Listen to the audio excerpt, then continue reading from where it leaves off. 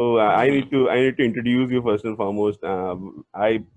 Present to all the listeners one of the most esteemed person I have ever met, Mr. Mayur Bardolia. He is professionally a motivational speaker, and he is also a hypnotist by profession. I Please do a give, lot of things. yeah, please give your introduction, sir. Please go ahead. See, I hate to be called as motivational speaker. All right.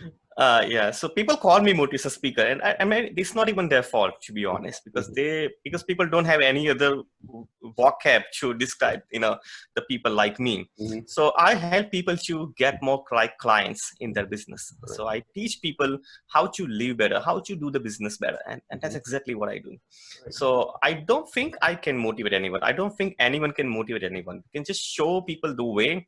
We can give people the options, that these are the options available to you. So if you are ready, if you think it is right for you, then you pick up. Otherwise, sorry, I know I need to respect your choice, because sometimes uh, people need to be given some freedom to select the best option available to them.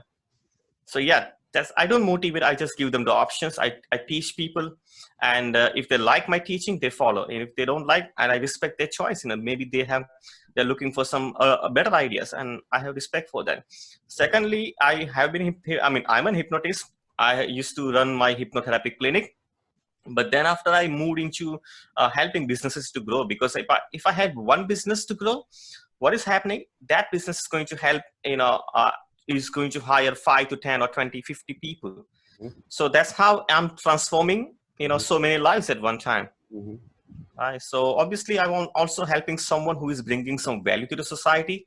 So yeah, so primarily I'm a business consultant, so I help people to generate more sales, and I help people to be better performer. Mhm. Yep, so that's what I do.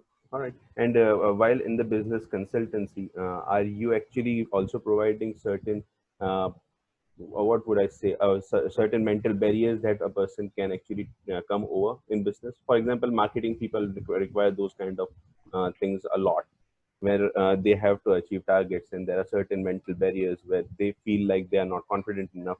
And do you do those things as well in your practice? Part of the process. All right. Absolutely, I think this is fundamental. I mean, if you're still running the same software, Mm-hmm. right, you will get the same kind of output in your computer. That's right. So to increase your output, you need to change the software. Mm-hmm. All right. So the same way, if your mental software is not updated, you are not going to perform any better in your business. Mm-hmm. Mm-hmm. I think this is a fundamental. I mean, if you need to change yourself first of all in order to change the shape of your business. Mm-hmm. It is not any fluke. It's not an accident. Mm-hmm. I mean, you need to see yourself as a deserving person. So the number one barrier that most business people, most marketers are facing, that they think, who's going to buy my product? Who's going to buy my service? They don't see themselves as a worthy individual. Right. So obviously the confidence is lacking in their communication.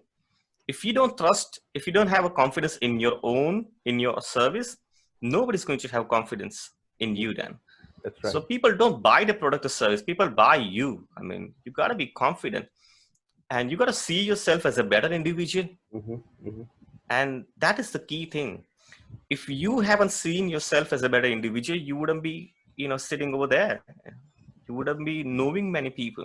That's Because right. I know many of your batchmates, I still remember those people, to be honest, and they're still struggling. Mm-hmm. Why? And if I provide them the opportunity, if I give them the opportunity, they still refuse, because they think I don't think I deserve that. Mm-hmm. Right? So the famous example I can give you, so there was one of my friend. He's actually he's struggling in his business. All right. So what happens that he thinks, Mayur, can you help me with something, so that I can get more clients, I can grow my business? I say, yeah, no problem. So I open my phone book. I help him to connect with some really good business people who actually need his service. Right? I say, okay, no problem. You can go to these 3 people. They know me. I send them a message. They will definitely welcome you, Mm-hmm. and just approach them and present yourself and Mm-hmm. see what happens. Right. Right? He Yeah. say, okay, no problem. I'll do it.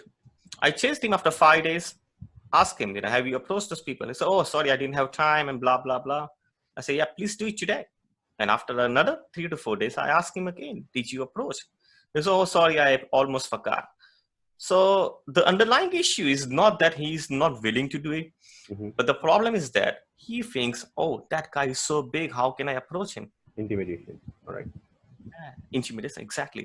So the thing is, I think that you got a different problem. You don't have the problem of business. You have the problem of your own mind. I mean, you got to fix it. That's right. You got to be bold. You got to be going there and just present yourself. Right. And it's been more than a year or something. Still Mm-hmm. struggling. Why? It's because he still believes that he doesn't think that he's having something to offer. Mm-hmm. So I think that's the big problem. And there's a gap. You are somewhere in here. You are in here. You want to be going to this place, but there's a gap, and the gap is you. I mean, you are stopping yourself. So something is haunting you. Right.